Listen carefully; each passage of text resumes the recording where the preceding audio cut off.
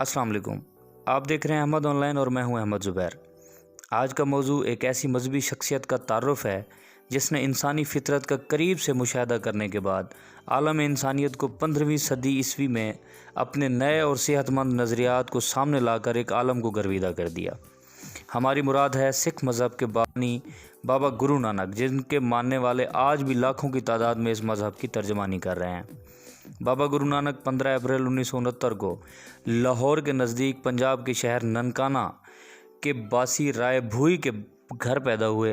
इनका पूरा नाम नानक देव जी महाराज और इनके वालिद एक पटवारी थे जो हिंदू मज़हब से ताल्लुक़ रखते थे। बाबा गुरु नानक ने 1521 में करतारपुर के नाम से गांव आबाद किया जो पंजाब की तहसील शकरगढ़ में वाक़ है।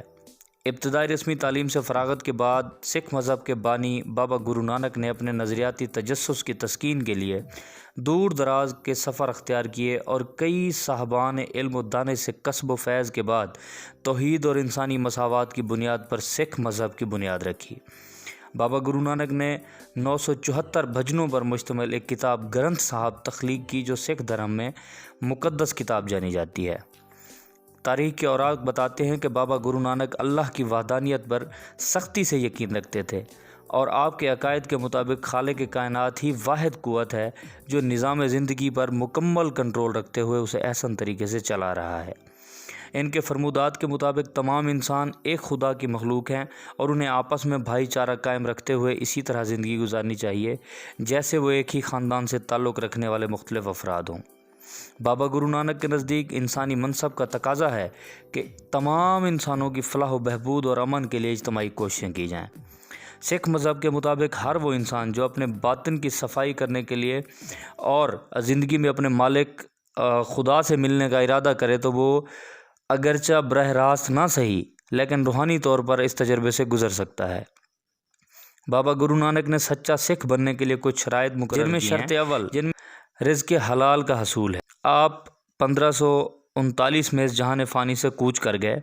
उनकी वफ़ात पर करतारपुर के मुसलमानों और हिंदुओं में एक तनाज़ा खड़ा हो गया। हिंदू कहते थे कि इनकी मैयत को जलाया जाए जबकि मुसलमानों का कहना था कि इनका इस्लामी तालीमात के मुताबिक जनाजा पढ़कर उन्हें दफनाया जाए। बताया जाता है झगड़े तक आन पहुंची तो एक बुज़ुर्ग ने जब उनकी मैयत से चादर हटाई तो उनकी जिस्म की जगह फूल और एक चादर मौजूद थी और फूलों को मुसलमानों और हिंदुओं में बराबर बांट दिया गया। मुसलमानों ने चादर और फूल को दफन कर दिया जबकि हिंदुओं ने इन्हें जलाकर उसकी समाधि और स्थान बना लिया और आज भी ये दोनों निशानियाँ करतारपुर में मौजूद हैं। आपका मज़ार ननकाना साहब में आपकी जाए पैदाइश पर तामीर किया गया जो कि पाक भारत सरहद से 3.5 किलोमीटर के फासले पर वाक़ है और आज भी आपकी ज़ियारत गाह इल्म व दानिश का मरकज़ है जहाँ पर हर साल अक्टूबर से नवंबर में पूरे चाँद की रात एक बड़े उर्स का एहतमाम किया जाता है। इस मौके पर दुनिया भर से सिख मज़हब से ताल्लुक़ रखने वाले हज़ारों अफराद आकर और मोहब्बतें जो है वो वहाँ पर निछावर करते हैं।